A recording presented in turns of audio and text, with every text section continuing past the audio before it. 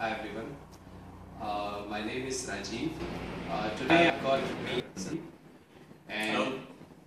we are basically just trying to analyze the information. So before we begin, just a small disclaimer that we don't claim to be any experts, but this is more of an analysis of the great knowledge that we have in Vedas. Whatever is small we have understood.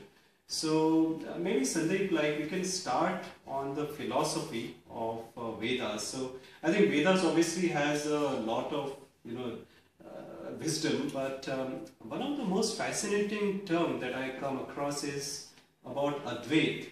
So what do you think? Like what exactly is Advait? Because what I understand Advait is, it is more of a a non-dualistic, where I am saying that I am a person but I am not different than God. So we are not dual, we are just single. It's just that I have something in me which is connected to God, and in that way I am also a manifestation of God and I have godly qualities in me. So do you think that is the right understanding of Advait, or do you think there's something more to it? So thanks a lot for giving me this opportunity, because firstly, I don't consider myself as a master in this subject. I'm just a seeker. For last 4 years, started reading a lot because I thought, let me, how to make this life beautiful, how to make this life happy.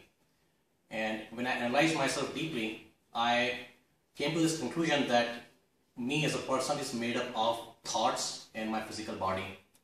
And thought is something which, according to me, is the software of this body. Mm-hmm. And I should try my best to purify these thoughts. I should try to replace all these bad thoughts and put it into the right perspective. So how do you do that? And then I had a Bhagavad Gita, sitting in my closet somewhere. So I just saw it and I started reading upon that. I turned pages by pages. Initially, I did not have any interest on that. And then I thought, like, let me just finish this off, because you should not be judgmental in life. You should first get all these information. Sorry to interrupt, but is that where you actually understood what is Advait? Or so that's what I'm trying to get to. So because how does it help you in your life, right? I mean, why do you even ask this question? Why do I even ask this question? Why should I be a seeker? So when I started reading more and more on Gita, then I started realizing that, oh, you know what, there is more to this world, there's more to this reality than just, what is visible. And then I started, reading upon Vedas. And as, I don't know if you know, but they say, in Gita they say, iti guhyatamam shastravidam, which means this Gita is the concise form of Shastras, all the Shastras combined. And if you just read Gita, then it gives you information about all the Shastras. So now coming to a question about Advaitvad. So the point is, how do you separate the physical reality with the which consists of perceptions, which consists of feelings, with something which is beyond this, our reference point. As we all know, Einstein's theory, right? That in Einstein's theory, what they say is everything is done according to a certain reference point, but that reference point is also not itself fixed. They say it's an imaginary, because they don't know what the reference point is. And the reason they do it is because within the realm of time and space, you need a reference point. Even if you're going from point A to point B, you have a reference point. So the point is, so that is in the realm of the physical world. But if you want to transcend this physical world, you have to find a reference point which is fixed, not just imaginary. Because if you are having a relative reference point, then it means you are just still dwelling in the material reality. Mm-hmm. So as long as you are within this physical realm, I don't know if I'm making myself clear, but as long as you are in the physical realm, you are in the material reality, you are in the dualistic nature. Mm-hmm. And the moment you start seeking the reality beyond the time and space, then you are in the realm of spiritual reality, which is called Advaitvad. The reason it's called Advaitvad is because Advait is Advait, non-duality. You know, I am different and the reality is different. That's what, you know. So the reference point is different. I'm not using the word God because when you bring God in the conversation, you know, it brings wrong connotations. You know, people think that, oh, you're having some kind of religious dogma, or you're just propagating your own theory. So that's why I'm not using that word. But this fixed reference point, some people call it God, but I just call it a reference point. That's basically the outside this dualistic nature, and to seek that reality is basically Advaitvad. To be one with that reality. Okay. So, non-dualism. Right. So perhaps like I think the question then arises is like, if that is Advaitvad, then are we then saying that maybe like when you actually go into something like meditation where you try to actually relate with not supernatural but something that's beyond the physical realm, for example time and space dimension, in that case that actually is the beginning of starting to realize Advait, or is it like right? Yes. Right. So basically, what is meditation? Right? Meditation is non-doing. If you read any book, recently I read a book from Osho, and it's called Meditation. So what it says is, if you can't force meditation on you, meditation is non-doing. Now, what do you mean by non-doing? Non-doing is essentially lack of any activity. You are in such a relaxed state that you have no activity, not including your thoughts. To realize that theoretical state, it's what's called as meditation. And the culmination of that state is called Turiya, you know, all those samadhi and all that. Samadhi is basically lack of any thought processes, right? So how does it relate to the Advaitvad? The question is, how does it relate to the Advaitvad, right? Because, okay, then there is this meditation, which is basically thoughtlessness, and then there is this Advaitvad, which is basically beyond time and space. So how do they relate, right? That's the question. So now you can see that within time and space, what happens is everything has a polarity. You know, you say electron, protons, good, bad, you know, women, men, all these kind of polarity is there. Again, polarity is dualism, right? So same thing goes on inside your head. When you are thinking, when you're having thoughts, a bad thought comes in and a good thought comes in. As long as you are dwelling in that thought process, it is still, you are in that polarized world, you know, you are not out of it. The moment you say thoughtlessness, it means that you are actually going above it, polarity. And that's why non-polarity is the same as Advaitvad, is same as meditative state. Right. Okay. So and just take us to add that point, you know, mathematically, if you look at this concept, what happens is, as we both are engineers, the mathematical limit ends at 1 and 0. I mean, the 0 and infinity, right? Because the moment you try to... now, what happens is, as we know, as we are engineers, you know, that if you try to do 1 divided by 0, it gives you infinity, which is basically just a symbol. It means science does not define infinity. So if you look at the algebraic equation, you know, it's 1 by 0 equal to infinity, or 1 divided by infinity equal to 0. It means what? Even 0 is undefined. 0 is just a symbol, you know, it's a mathematical approximation. So, but some people will argue that that's not the case, because when we say 0, 0, right? It means nothing. Nothing, yeah, basically nothing, right? So what is nothing? You can't, because nothing is basically absence of anything. Something. Now you can't imagine that, you know. You can't imagine that. Right. So that's where the science will end. So basically you are saying, but then we still know what is in nothing, right? So, for example, you have space, which is basically containing, I mean, in theory, space may not have anything. But that is where we can say it is nothing, right? So let's look at it the other way, you know. Let's say if I give you a piece of paper, you keep dividing it. You first cut it into half, you keep dividing. Okay. Until nothing is left. Can you imagine that kind of scenario? It means you have to do infinite of those cuts. It means what? The moment you define infinity, you define 0, because to reach that infinite point, you have to reach zero.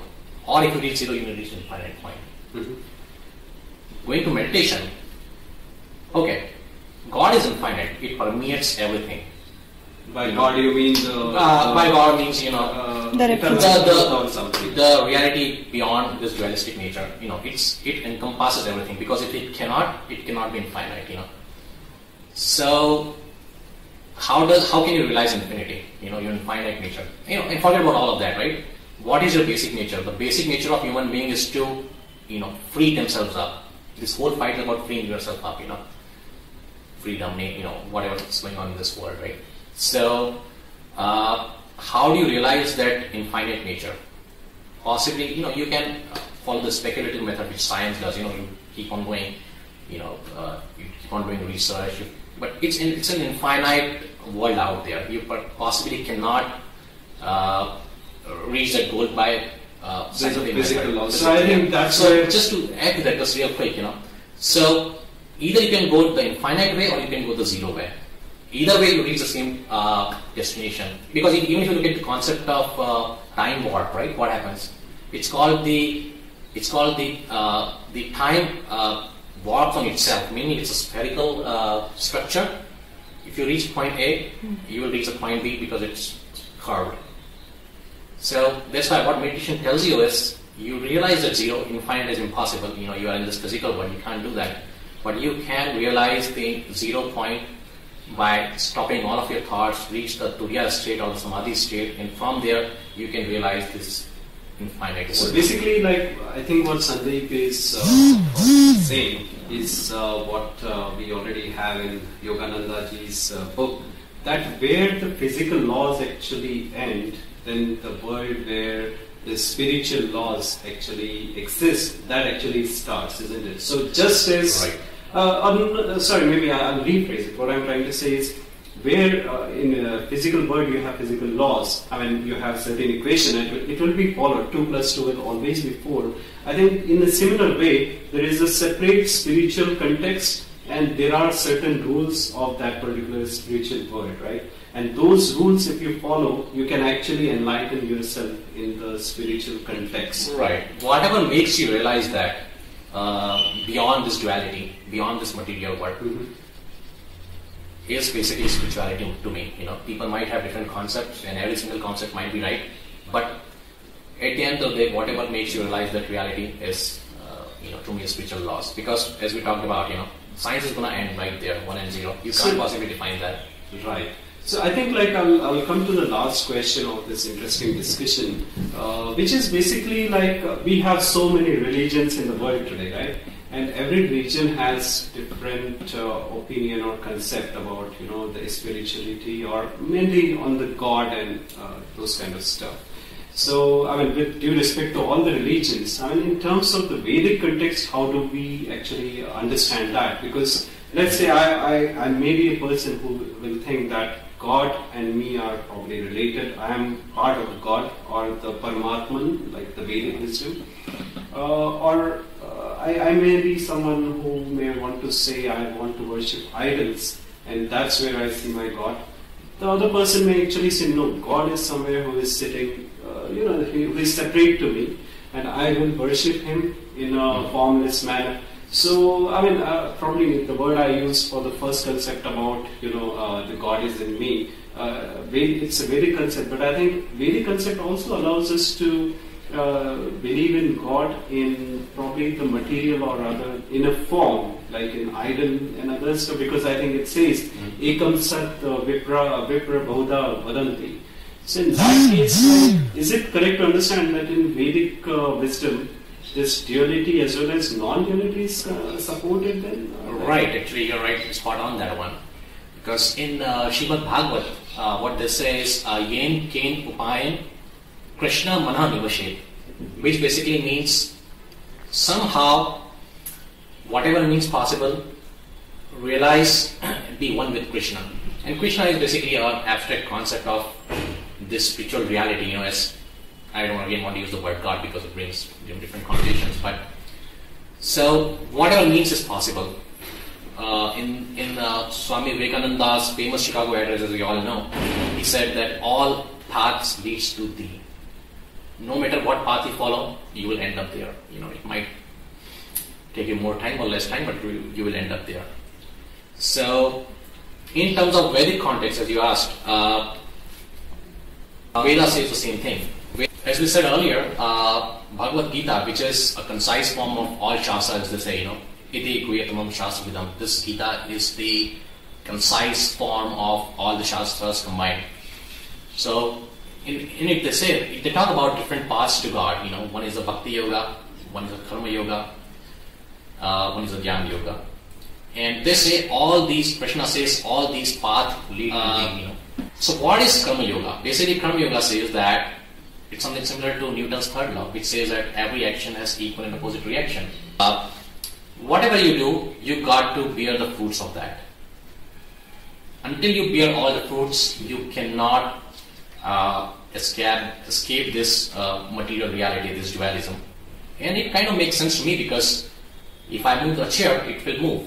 If I apply force, it's going to move. So every action is an equal and opposite reaction. So in Karma Yoga, what they say is you offer all of your work to God. That way, you are not attached with the reality. Because now you might have to go a little bit deeper into this concept. The whole concept is when you do certain activity, if you do any activities, it leaves an imprint on your mind. Yeah. It leaves an imprint on your mind. Every single activity you do. The bad activities leave a bad imprint on your mind, as we call sanskars. The good one will leave a good one, and you are basically end up being caught into that. So by offering it to God, whoever you believe in, not even God, deity. By offering to a deity, you don't get attached to it, because you think I'm not doing anything. It's the deity that is doing it, and you escape the fruits and the results and all the miseries that come with it. Now, Bhakti Yoga, total surrender to Yoga, because what they do is you are surrendering to this one reality. You are not. It's more like an unquestioned faith. Some Yeah. belief, which you believe that maybe, right? Right. And that's probably Bhakti Yoga. Right. Because at the end of the day, if you think, both are detaching you from whatever you're doing. Right. So, and there is one more Gyaan Yoga. So Gyaan Yoga, right? So Bhakti, you offer everything to God. Karma, then there is Gyaan Yoga. So essentially what happens is, I'm a very skeptical guy, okay? I don't believe in any of these books, for example. Why do I believe in God? I mean, I'm a technical person. I don't believe in anything. Give me the proof, like Vivekananda. So, for those people who are very skeptical, who are, by nature, they don't trust anything, to get them involved into Bhakti, what do? You first convince them, If I want to sell you an iPhone, what do? I tell you what good things in an iPhone, right? Then you will buy an iPhone. Same thing. You first say, okay, you know what? Read up these books, read up these, scriptures. Find out yourself if they make sense. The only problem with that is, as Krishna has suggested in Bhagavad Gita, that Bhakti Yoga is better, has a higher chance of success, easier than the Gyaan Yoga, because in Gyaan Yoga, what you do is you take the responsibility of your synthesizing the purity, you're reaching the ultimate destination on yourself. And the moment you start realizing all these nice qualities in you, so-called siddhis, when you, go up the ladder, it inflates your ego. And inflating the ego, especially spiritually, kills the whole purpose, because ego is basically duality.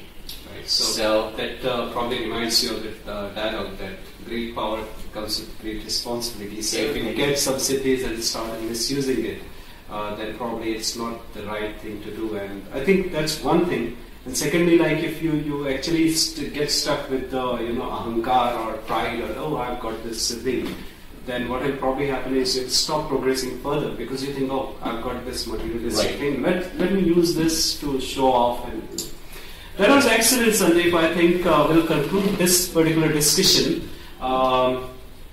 So just as an ending note, I would like to say that I hope you enjoyed this discussion. As you made it clear in the very outset, this is not some authoritative discussion. Probably we have got better gurus and more learned people on that. We are more like seekers of knowledge, and this was analysis. I mean, please put your comments in the comments section below of the video, and we'd like to respond. And we do apologize if there has been any incorrect information on this particular video, but basically the idea was to just do a quick brainstorming of various concepts that we have understood. And we, as they say, Vedas are so vast and so much full of wisdom that it may take many lives actually to actually understand even a small part of that. I hope this discussion was good and interesting to you. Thank you for watching. Bye. Hare Krishna. Namaste.